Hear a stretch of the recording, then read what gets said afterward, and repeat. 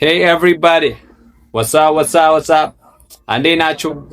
እነዚህ ሶስት ነገሮች እነዚህ ሶስት ነገሮች ምንድን ናቸው? እነሱ አለኝ I have አለክ ወይ አለሽ? do you have የለኝም I don't have።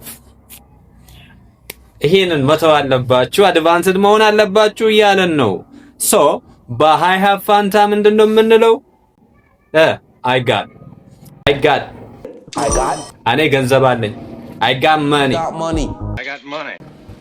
ገንዘብ አለክ ወይ? you got money አረ ምንም ገንዘብ የለኝም። I ain't got no money እያለ ነው።